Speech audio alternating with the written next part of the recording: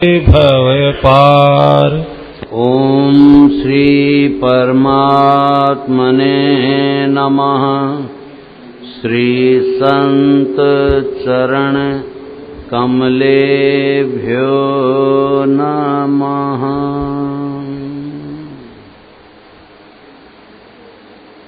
ब्रह्मलीन परम श्रद्धेय स्वामी जी श्री राम सुखदास जी महाराज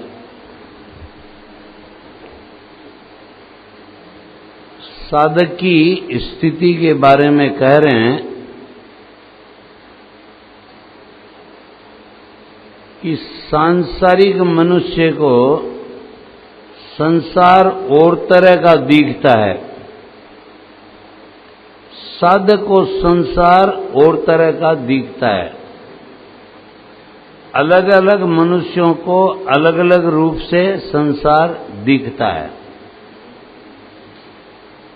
साधकों से मेरी बातें होती हैं तो मेरे को पता लगता है कि यह साधन में कितना आगे बढ़ा हुआ है। कई कह देते हैं, कई कहते नहीं, परंतु उनका पता लग जाता है। व्याख्यान देने वाला सीखी हुई बात कहता है या अनुभव की, इसका पता साधक को लग जाता है। साधारण व्याख्यान में साधक टिक नहीं सकेगा। अगर लिहाज से बैठा भी रहेगा तो उसका मन नहीं लगेगा। जो साधन में गहरा उतरा हुआ है उसको साधन संबंधी अनुभव की बात ही अच्छी लगेगी, विद्वता की बात अच्छी नहीं लगेगी। एक बात मैंने देखी है कि साधक भी तरह तरह के होते हैं। सूक्ष्म भेद देखें तो किसी भी योग मार्ग के दो साधक भी एक तरह के नहीं होते, सबकी अलग अलग बुद्धि होती है। संसार भी सबको एक समान नहीं दिखता, अपने अपने भाव के अनुसार दिखता है। आप लोगों में भी जिसमें आध्यात्मिक तत्व को जानने की जोरदार जिज्ञासा होती है, वह आदमी और तरह का होता है। उसमें सुनने की, समझने की वृत्ति और तरह की होती है। अपने भाव, अध्ययन, विचार आदि के अनुसार सबकी अलग अलग वृत्ति होती है। मेरा विचार ऐसा रहता है कि सब सच्चे हृदय से परमात्मा में लग जाएं तो आध्यात्मिक उन्नति जरूर होगी, इसमें संदेह नहीं है। सब जगह परमात्मा ही हैं, इस बात को आप मान लो तो हर्ज क्या है। एक श्रुति है, सदेक्षते बहुश्याम प्रजा ये येति, छांदोग्य उपनिषद की है। भगवान ने संकल्प किया कि मैं बहुत रूप से हो जाऊं, तो वे एक ही अनेक रूप से हो गए। भगवान ने किसी जगह से वस्तु मंगाई हो और उससे संसार की रचना की हो, ऐसा नहीं है। अतः संसार मात्र भगवान से ही उत्पन्न हुआ है, भगवान में ही स्थित है और भगवान में ही लीन होगा। जैसे मिट्टी का बर्तन मिट्टी से ही पैदा होता है, मिट्टी में ही रहता है और अंत में मिट्टी में ही लीन हो जाता है। अगर आप ऐसा मान लो तो आपकी दृष्टि बदल जाएगी। एकदम साधक की दृष्टि हो जाएगी। आप लोगों को साफ साफ दिखने लगेगा। आपका भाव बदल जाएगा। परंतु लगन की कमी है। लगन हो तो विशेष लाभ होता है। लगन वाले व्यक्ति को सत्संग में विशेष लाभ होता है। आप ये देखें कि ये भगवान है, ये भगवान है, ये भगवान है, केवल रटन ही शुरू कर दो। वास्तव में अभ्यास की चीज नहीं है ये, परंतु इससे भी फर्क पड़ेगा। आपकी स्वतः स्वाभाविक वैसी वृत्ति हो जाएगी। अब इसमें देखो, स्वामी जी का कहना यह है कि एक तो होता है सांसारिक मनुष्य और एक होता है साधक, और उसके बाद ऊंची स्थिति होती है सिद्ध। यहां बात हम कर रहे हैं सांसारिक और साधक की। सिद्धता जो है वो तो लक्ष्य है साधक का, कि साधक जो है वो सिद्ध होना चाहता है या परमात्मा की प्राप्ति करना चाहता है, पूर्णत्व प्राप्त करना चाहता है। जो सांसारिक मनुष्य हैं उनकी दृष्टि अलग रहती है। उनकी दृष्टि विषयों की तरफ रहती है, भोग की तरफ रहती है, धन की तरफ रहती है, कामनाओं की तरफ रहती है, भगवान की तरफ नहीं रहती है। इसलिए मनुष्य के भी मूलतः 3 भेद किए जाए। ऐसे तो अनेक भेद होते हैं, लेकिन वैसे 3 भेद हैं। एक तो मनुष्य जो है वो विषयी होता है, और एक साधक होता है, और एक सिद्ध होता है। रामकृष्ण परमहंस कहते थे एक तो बद्ध होता है, एक मुमुक्षु होता है, और एक जो है मुक्त होता है। वो उदाहरण देते थे जाल में पड़ी हुई मछलियों का। कुछ मछलियां ऐसी होती हैं जो जाल में पड़ी रहती हैं। जैसे मान लो मछुआरे ने जाल डाला नदी में, तो वो नीचे पड़ी रहती हैं। उनको ये होश ही नहीं है कि जाल जो है वो डाला जा चुका है, और थोड़ी देर में मछुआरा समेट करके ले जाएगा और हमें बिक्री कर देगा, और बाद में हमारा जीवन समाप्त हो जाएगा। जिसे स्वामी जी इस दोहे के द्वारा कहते थे कि संत दास संसार में कई गुग्गू कई डोड, और मरने को सांसो नहीं तीरना को कोड। कि संसार में कई तो गुग्गू हैं, मतलब उल्लू हैं, जिनको दिन में नहीं दिखाई देता है और रात में दिखाई देता है। और कई जो है डोड है, माना कागडोड है, मतलब जो है ना। हाँ, कागडोड को कब दिखता है? दिन में दिखता है ना रात में दिखता है? हाँ, दोनों टाइम दिखता है। कागडोड जो है उनको दिन में दिखता है, रात में नहीं दिखता है, मतलब। हाँ, तो संत दास संसार में कई, मतलब कई व्यक्ति ऐसे हैं जिनको जो अज्ञान में ही रहते हैं। मतलब संत दास संसार में कई गुग्गू कई डोड, अब मरने को सांसो नहीं। यानी न तो उनको ये भय है कि हम मर जाएंगे तो क्या होगा, हमने तो कुछ अच्छा काम नहीं किया, भगवान का भजन नहीं किया, पुण्य कार्य नहीं किए, हमारा मनुष्य जीवन सार्थक नहीं हुआ, ये जीवन ऐसे ही चला गया, इसका विचार ही नहीं है। सब समय तमस में रहते हैं, बस सोए रहते हैं। जय हो। सोना ही उनके जीवन का उद्देश्य है। खाओ पियो सो, ईट ड्रिंक एंड बी मेरी। खाओ पियो मौज करो, है ना।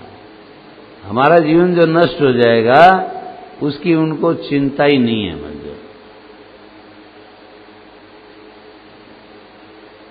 तो वैसे जो है ना, वो मछलियां होती हैं जो जाल के नीचे पड़ी रहती हैं, कोई तड़फ नहीं है। मतलब मरने का संशय नहीं, न तिरने का कोड। और जो मैं भवसागर से पार हो जाऊं, संसार में मैं जीवन मुक्त हो जाऊं, या मैं परमात्मा की प्राप्ति कर लूं, मैं श्रेष्ठता का वर्ण कर लूं, मेरा जीवन वास्तव में सुखी हो जाए, मैं चिंता रहित हो जाऊं, मैं दुख रहित हो जाऊं, मैं शोक शंका रहित हो जाऊं, मैं भय रहित हो जाऊं, ऐसा विचार ही नहीं करते हैं। उनका विवेक जो है जागृत ही नहीं होता है जीवन भर, विवेक सोया ही रहता है। देखो बाहरी ज्ञान तो होता है उनको, ऐसा नहीं है सांसारिक ज्ञान नहीं है, सांसारिक ज्ञान तो होता है, लेकिन वह ज्ञान जिसके द्वारा मुक्त हो जाएं हम, वह नहीं होता है। जिसे हम विशेष ज्ञान कह सकते हैं कि विशेष ज्ञान उनको नहीं होता है। गीता का जो ज्ञान विज्ञान योग नामक 7वां अध्याय है, जिसकी हम प्रातःकाल के सत्र में विवेचना करते हैं, तो वह विशेष ज्ञान है जिसके द्वारा आप परम आनंद की स्थिति को प्राप्त कर सकते हैं। मतलब जीवन रहते रहते आप जीवन मुक्त हो सकते हैं, परम आनंद की प्राप्ति हो सकती है इसी शरीर के द्वारा। कहीं जाने की आवश्यकता नहीं, कहीं आने की आवश्यकता नहीं। जहां बैठे हैं, जिस स्थिति में हैं, जिन परिस्थितियों में हैं, चाहे अनुकूल परिस्थितियां हो चाहे प्रतिकूल परिस्थितियां हो, चाहे सुख हो चाहे दुख हो, चाहे धनी हो चाहे गरीब हो, किसी भी स्थिति में हो आप, किसी भी देश में, किसी भी काल में, किसी भी जाति में, किसी भी वर्ण में, किसी भी आश्रम में, किसी भी वेशभूषा में आप हों, कल्याण हो सकता है अगर उस ज्ञान को हम आचरण में लाएं। सिर्फ सुनने से नहीं होता है, वह ज्ञान जो आचरण में नहीं लाया जाता है, उस ज्ञान का कोई महत्व नहीं होता है। आप ज्ञान सुन लो और अगर उससे आचरण में नहीं लाओ, अंग्रेजी में कहते हैं the knowledge which is not translated into action is no knowledge. ज्ञान का आचरण नहीं करो तो कोई फायदा नहीं है। मतलब सुन लिया तो क्या फायदा हुआ? एक को सुन लिया, दूसरे को सुन लिया, 10 को सुन लिया, 100 को सुन लिया। भाई आप भागवत सुनते रहते हो, 1 सुनी, 2 सुनी, 10 सुनी, 20 सुनी, 50 सुनी, सुनते रहते हो।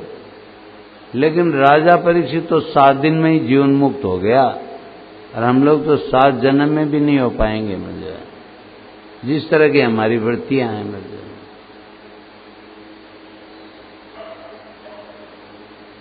तो दूसरी तरह के जो व्यक्ति हैं ना, एक तो विषयी हुए, सांसारिक हुए, संसार में पड़े हुए हैं, पामर प्रवृत्ति के होते हैं मतलब, और दूसरे जो हैं वो तो साधक प्रवृत्ति के, जिसे रामकृष्ण परमहंस ने कहा है कि ऐसी मछलियां कुछ होती हैं जो जाल से निकलने के लिए छटपटाती हैं।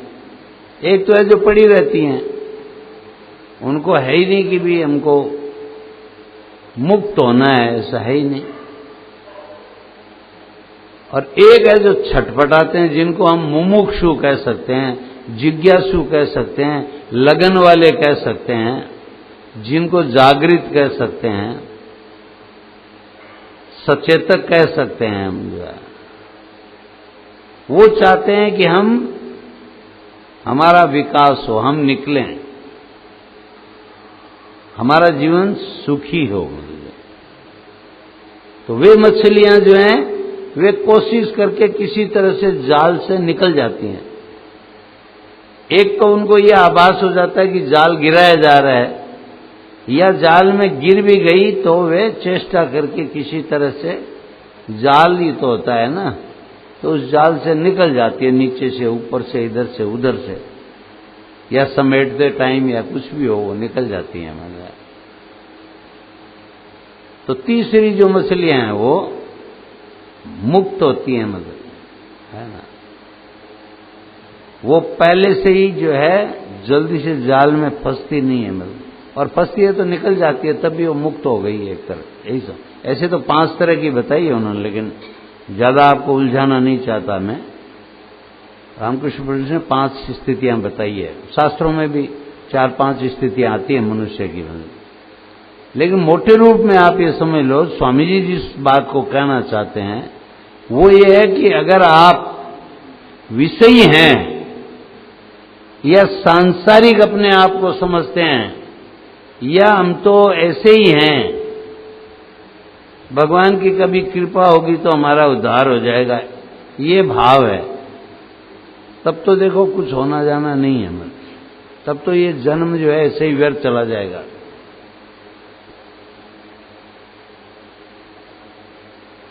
और अगर साधक हैं तो स्वामी जी कह रहे हैं कि आपको संसार अलग तरह से दिखेगा। जैसे सांसारिक मनुष्य को संसार जो है वो भोगने योग्य दिखता है कि ये संसार भोगने के लिए है, इस संसार का जितना सुख लेना है ले लो। वैसे साधक की दृष्टि ये रहती है कि हमें संसार का सुख नहीं लेना है, क्योंकि हमें बांधने वाला है। ये भगवान की माया है, इसमें अगर हम ज्यादा उलझ गए तो हम अपने लक्ष्य से चूक जाएंगे। ये जो बड़े भाग्य से भगवान ने हमको दिया है करुणा करके, कबहू का नर करुणा करी देई ना, करुणा करके भगवान ने जो मनुष्य जन्म दिया कृपा करके,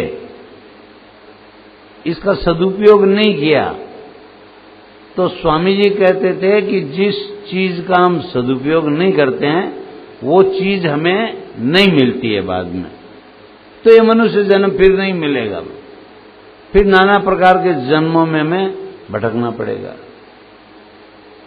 जैसे मान लो बच्चे को आप चाकू दे दो और वो चाकू से अपना हाथ काट ले, तो आप बिल्कुल नहीं दोगे उससे चाकू, जो है वो कितना ही रोए भले, चाकू नहीं दोगे आप, क्योंकि उसने हाथ काट लिया। हालांकि चाकू तो जरूरी है घर में, चाकू नहीं हो तो सब्जी कैसे बनेगी, चाकू तो जरूरी है, लेकिन चाकू हाथ काटने के लिए थोड़ी है। ऐसे ही मनुष्य का जन्म तो जरूरी है उद्धार करने के लिए। पशु अपना उद्धार नहीं कर सकता, मनुष्य ही उद्धार कर सकता है।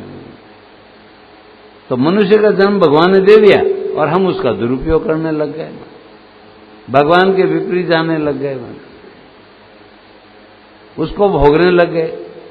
यही संस्पर्श जब होगा दुख होने होते आद्यंतवंत कौनते न ते सुरमते बुधाय। ये जो स्पर्श जन्य, शब्द स्पर्श रूप रस गंध जन्य जो सुख हैं, ये जो हैं ये अंत में दुख देने वाले हैं। इसलिए ज्ञानी व्यक्ति, जागृत व्यक्ति इनमें रमण नहीं करता है, इनमें आसक्त नहीं होता है, और मूर्ख जो है वो पड़ा रहता है इनमें जो है। इसलिए कहा कि सांसारिक व्यक्ति की दृष्टि अलग होती है, साधक की दृष्टि अलग होती है। साधक सब समय जो है सावधान रहता है। साधक वह है जो कभी सब समय साधन करता रहता है, कभी असाधन नहीं करता है। साधक कभी असाधन नहीं करता है, माने करने योग्य कर्म करता है, और न करने योग्य कर्म साधक नहीं करता है।